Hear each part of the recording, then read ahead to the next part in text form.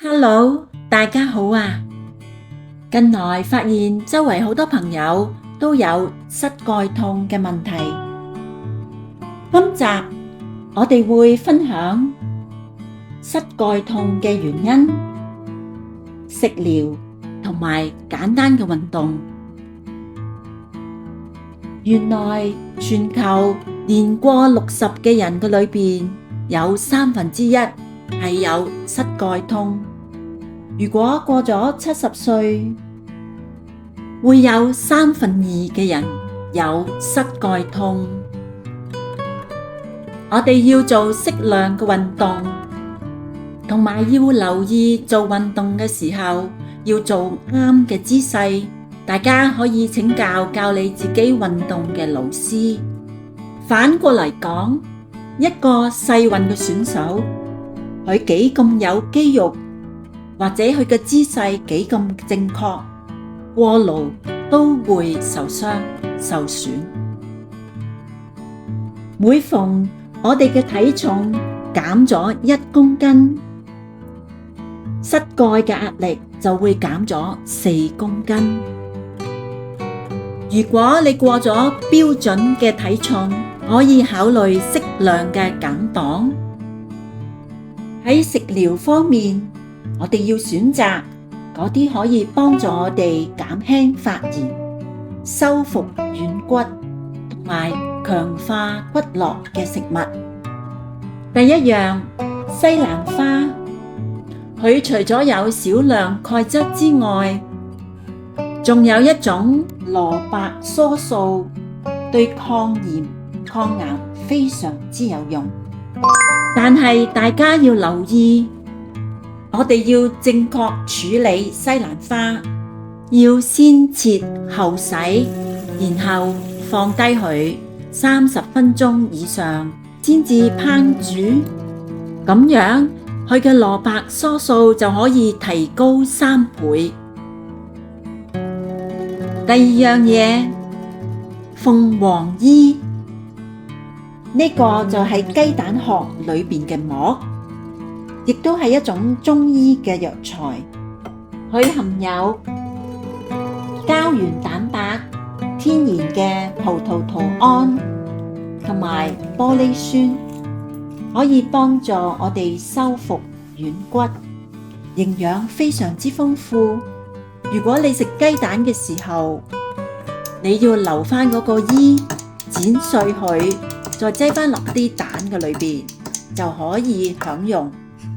喺2009年同埋2016年都有2本醫學雜誌發布咗一個研究，每日食500 gram 嘅鳳凰衣補充劑，10日之後痛楚明顯嘅下降。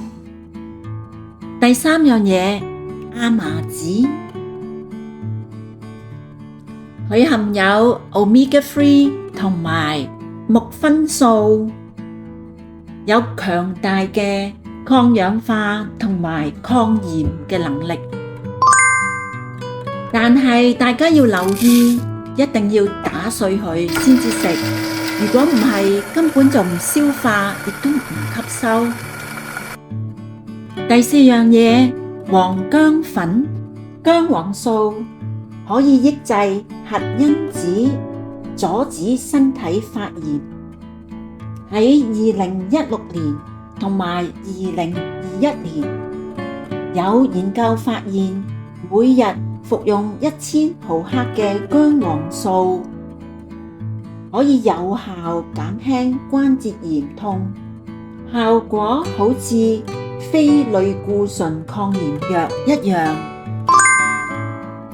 大家要留意，薑黃素本身唔容易俾人體吸收，佢係脂溶性嘅，所以用啲油自己煮，加啲黑胡椒，咁樣薑黃素嘅效果就能夠驚人地提升20倍。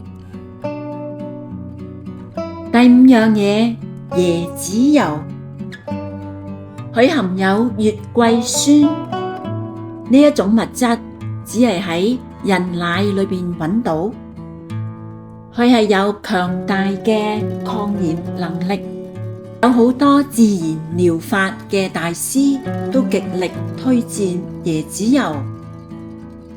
香港有個 YouTuber 嚴浩先生，佢自己50幾歲嘅時候有膝蓋痛，食咗椰子油之後幾個月好返。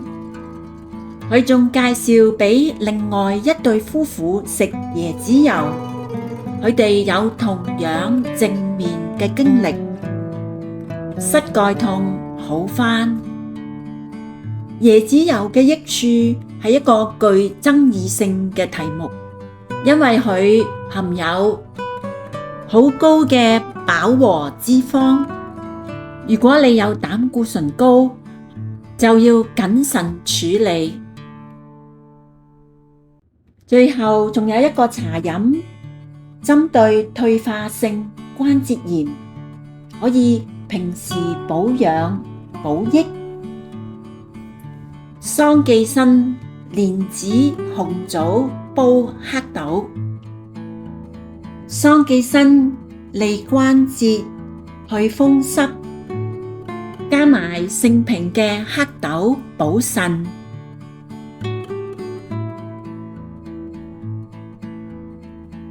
呢6種食物都可以幫助膝蓋痛。大家可以坐喺度，等膝蓋唔承受重量嘅時候，做呢個運動，增強大髀同埋小腿嘅肌肉。膝頭哥嘅外側有個獨臂穴，大家可以用手指慢慢按壓，減輕痛楚。而膝頭哥嘅後邊中間嘅位置係一個陽中帶陰嘅穴位，我哋用風筒吹熱氣嚟到暖和佢。多謝大家收看，希望呢條短片能夠幫助到你，祝福大家健康開心，拜拜。